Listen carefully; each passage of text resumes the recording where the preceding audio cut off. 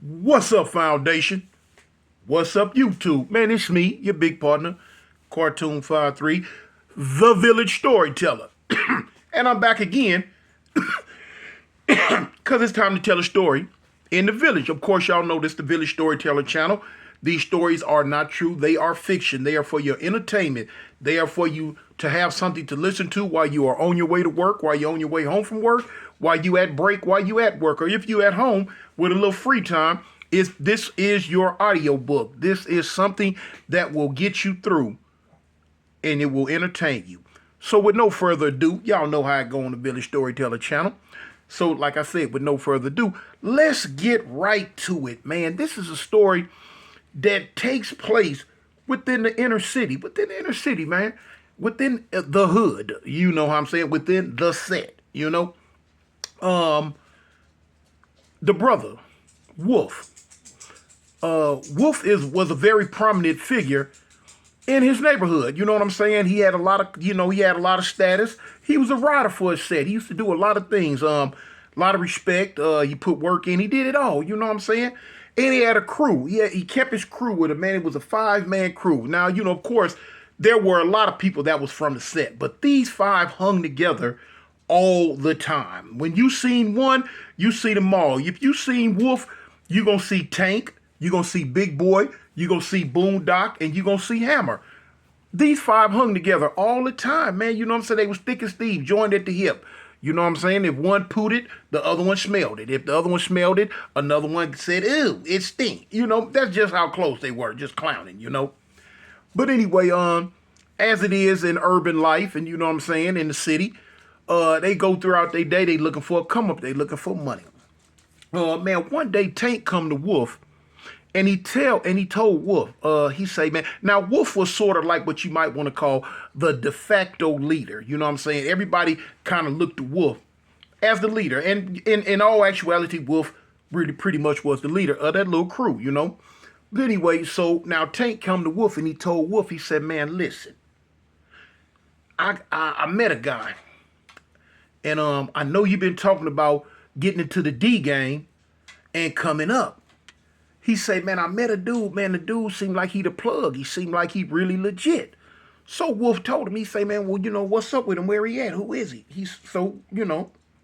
Tank told him, he say, man, look, I come to get you. I want to take you with me. I want you to go so we can go meet him. I told him about you. So, Wolf was like, okay. So what's this dude name? So he let him know, man, the dude named Kirby, man. So Wolf was like, man, what set he from? Where he from? So he told me, he said, no, man, the dude is square. He a L7. He's civilian. He don't bang. All he do is get money. He a hustler. For real? He like, yeah, man. I believe if we cut into him the right way, we can come up with something. So he like, okay. So Wolf and Tank, they leave and they go meet Kirby. So Kirby, square cut dude, you know what I'm saying? Kind of like a youngster though, you know what I'm saying? He wore them little bitty skinny pants that them youngsters wear with them little bitty t-shirts that show their ribs, with them big old giant shoes on, and them funny little sparkly belts that look like they done went and took their belts to the shop and got them bedazzled. Average little youngster running around with a backpack on, hairline back here and all that. So anyway, Wolf already, looked at him a certain type way because now Wolf was the type of guy, he was old school, he was traditionalist, you know what I'm saying? If it wasn't gangster, it wasn't him, you know what I'm saying? Straight up. He didn't have time for no fruit bats, no funny bunnies, and no wigwams, Didn't want nothing to do with him. But anyway, the way Tank had put it down to him about this cat, he was willing to take a chance to see what this dude was talking about. So when they met, Wolf talked to Kirby like boo, boo, boo, boo, boo. So Kirby gave him the whole full one-on-one on, how he could supply any amount of D or whatever kind of D that they was looking for. As long as they was willing to play fair and come back with the money. So Wolf looked at Tank, Tank looked at Wolf, and Wolf said, I tell you what, man. We gonna see what this do. We gonna see what it do. He say, how much is it gonna cost to get this, this, and this? And so Kirby gave him the price on it. Boom. And then Kirby say, you know what? Just to play fair with you, I'm going to throw this on there too. Bang. So Wolf was like, okay, you know what I'm saying? Can't beat that with a wiffle ball bat. We'll be back. We'll be back. You know what I'm saying? They exchange numbers and all that. So when Wolf and Tank left, you know, Wolf asked Tank, man, where you meet this fool from, man? He say, man, met him from around the way, for real, man. He say, man, but the dude is legit. I would think he legit. So he like, man, you don't think he the one time, do you? He said, no, man, I don't think he the one time, man. You know what I'm saying? This is a chance we just gonna have to take. So Wolf was like, show you know you right when you know you're right. Okay, cool. So now when they got back to the set, you know, Wolf and Tank broke it all down to Big Boy, Boom, Doc, and Hammer and let them know what the deal was, what the play was, you know what I'm saying? They said, man, well, let's come up with the money and see just to see. He say, if old boy trip out, you know it ain't no thing, man. We gonna knock his wig back to the 15th century. So he was like, okay, cool. They come up with the ends that they needed and they went back and got it Curb. Curb played fair, man. Curb came with what they were supposed to get plus the extras. Wolf was real happy. They weren't really real big into the D game like that, but now they figured this was the new step. You know what I'm saying? They wanted to get money like all the other D boys that was running around the city. The big money. They was tired of doing robberies and they wanted to do their thug thistle.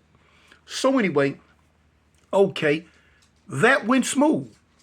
Not only did that lick go smooth, they had a transaction 2 more times. And it was smooth. It was A1. It was always gravy. They never had a problem with nothing. You know what I'm saying? Their pockets was looking good. Y'all know I got to hit that water, y'all. Y'all got to give me a water sponsorship. Y'all know what's up. But anyway, they pockets looking good. They coming up a little bit. You know, they walk a little bit different. They talk a little bit different. You know, everything look a lot better, man, when you got some in your pocket. Y'all know how it is. So anyway, no matter what, man, you could take a boy out the country, but you can't take the country out of a boy. You could take a boy away from the gangsterism, but you can't take the gangsterism up out the boy.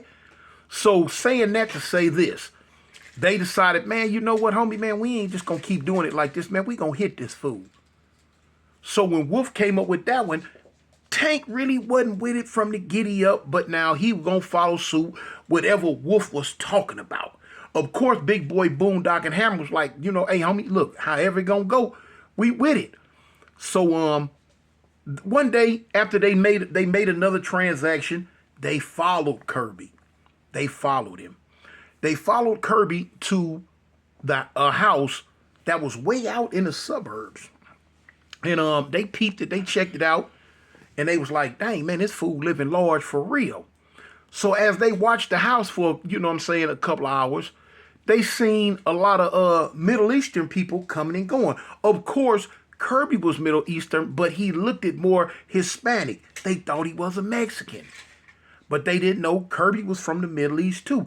But they see these real Middle Eastern looking cats that's coming and going from the spot. So now they go to wondering, man, you know, what's happening up in there? So then in their minds, they was like, hey man, you know what? It's either 2 things. Either them Arab boys going to buy some D2, or they the ones that's running the spot. They got it going on up in there. Man, so they was like, man, ain't no telling how much D up in there, man. Ain't no telling how much D up in that spot, man. So they like, yeah. So Wolf was like, man, we gotta hit it. We gotta hit it. We gotta get up in there and hit that. So Tank was like, man, I think we doing good how we just doing right now, but now bump it then. If that's what you want to do, big homie, that's what we'll do. So everybody was like, cool, yeah. So bang, he say, man, look, set up another meeting with your boy Kirby, man. Tell him we got this and this amount of money, and we want a big shipment. Okay, cool. So now by this time, Kirby wasn't tripping when the call came in because he had did so much business with them. He figured they was A1 and they was up to par and it wasn't going to be no type of shenanigans. But now, you know, the East Side being what the East Side is, it is what it is, you know, like the memes say, it is what it is, you know. So anyway, when Kirby showed up with the D, they snatched him. Whop, they took the D too, but they snatched him up. Wham. And, you know, they told him, hey, man, look, we finna go back to this house. And you finna get us up in here, man, and we finna hit you for everything you got. Now, if you want to live to see another day, man, don't make it hard on us, man. You know, you're going to have to barbecue a meal, dude. Let's make this thing smooth like X-Lax, homie. Cool. So Kirby like, cool, man, no problem, man, you know. But you sure you guys know what y'all doing, man? So Wolf was like, fool, what you mean know we doing? Yeah, we know we doing. We got you, don't we? So Kirby like, man, I don't really think y'all want to do this, man. I really don't think y'all want to do this, man. Y'all need to think this through, because everything ain't what you think it is, homie. Everything ain't what it seems. So Wolf was like, well, what you mean everything ain't what it seemed? It seemed like to me, man, that big old house y'all got out in the suburbs, y'all got a gang of D up in there, man. I got to have it. So Kirby told him, he said, okay. If that's the route you want to take, all right. Just don't, you know what I'm saying, take my life. He say, man, we ain't gonna take your life, man, as long as you get us up in that house and make it all right. So he like, I can get you in the house. Cool. So now Wolf, Tank, Big Boy, Boondock, and Hammer, boom, they got Kirby in the van. They rolled out. So now here it is. They don't want to just come straight up in there during the daytime.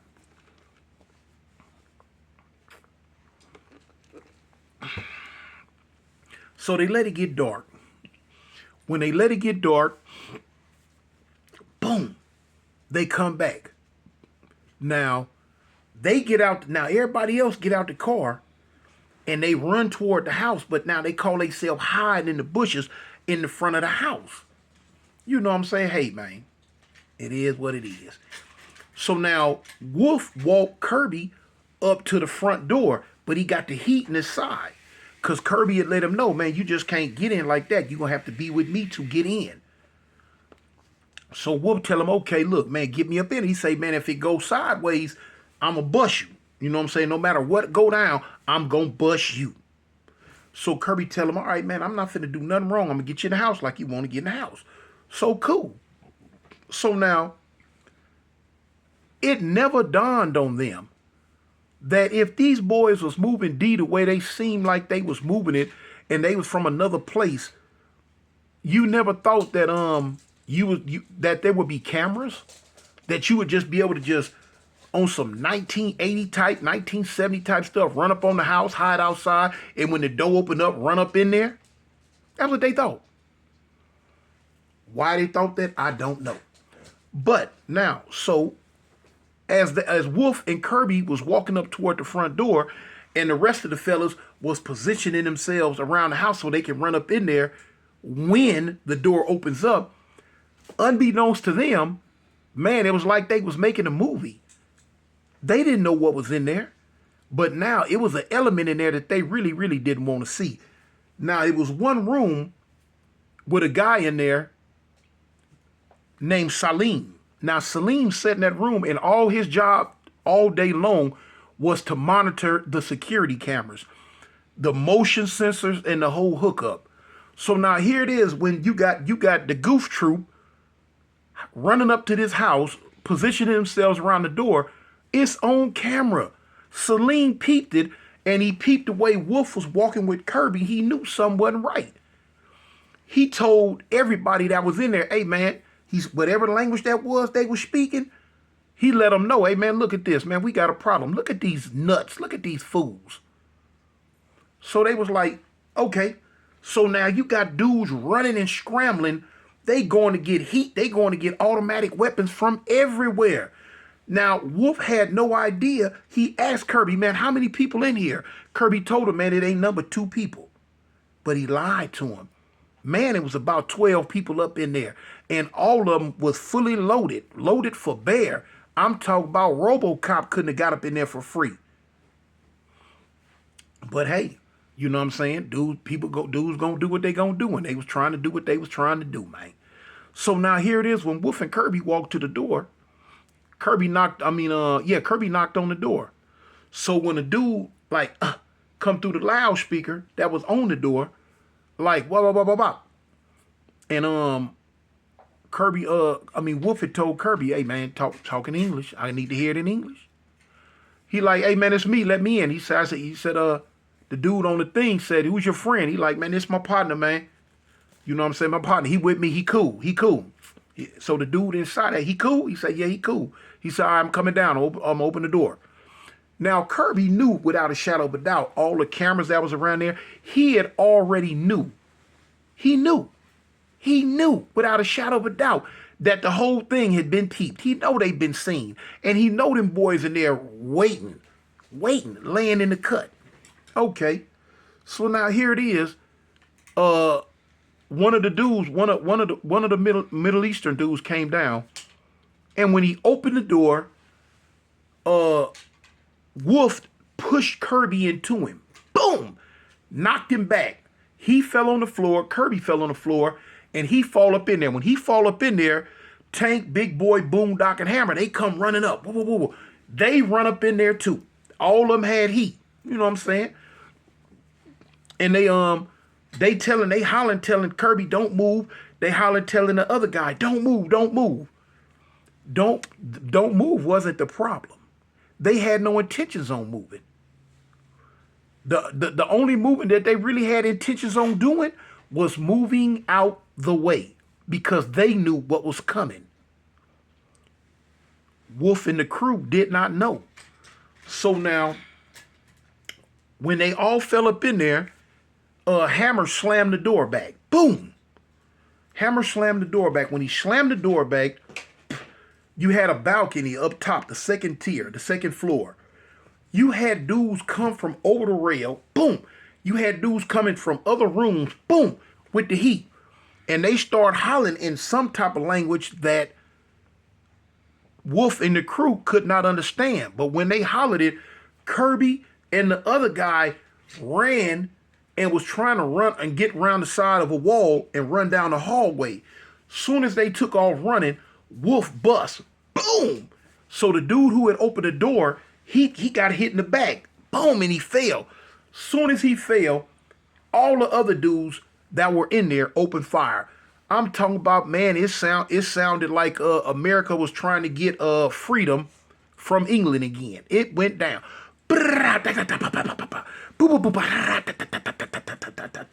So now, Tank, Big Boy, Boondock, and Hammer, they returning fire, but they scattering. They running all over the place. They running. They trying to get out the way. These dudes had lit them up with a barrage of automatic fire.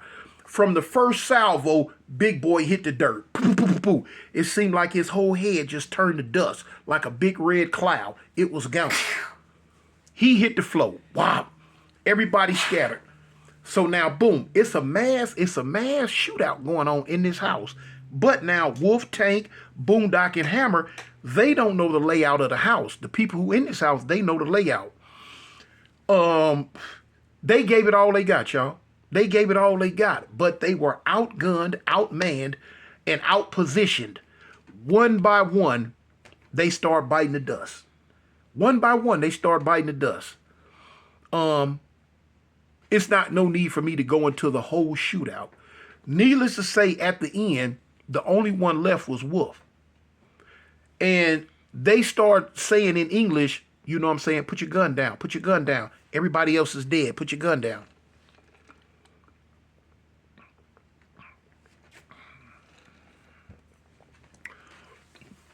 Wolf hollered, telling me, he's like, man, I ain't putting nothing down. No, I'm not putting nothing down. Period. Y'all got to get me. So they maneuvering, they coming. They coming now. They coming. Man, they laying down so much fire.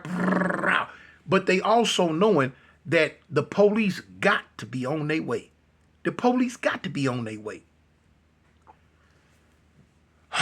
So here it is. Wolf took one to the shoulder. He took one to his side. It dropped him. They got Wolf. They hustled Wolf outside the backside door into a big waiting black SUV. When they got him in there, they tied him up, they gagged him, and they left. Everybody that was in that house ended up leaving. Boom. They had to go. They know the one time was coming. They gone. Man, look. They blindfolded Wolf, and they got him to an undisclosed location. When the blindfold was removed, they were in like an old warehouse. And they started telling Wolf how stupid he was. Why would he even try something like this? That's why all your homeboy, you are the one that got all your homeboys killed. And they told him, you next. So, Wolf being the gangster that he was, he cussing and hollering, man, do what you gonna do, man. I did what I'm gonna do. And they did what they did. They did what they did. About, I say about 6 days later, it was a knock at a door. The door belonged, the house that the knock at the door belonged to a lady named Vivian. Vivian went to the door to answer the door. The UPS man had left like 5 or 6 big boxes on her porch. And she was like wondering, like, what is this? I didn't order anything. What is this? I didn't order anything.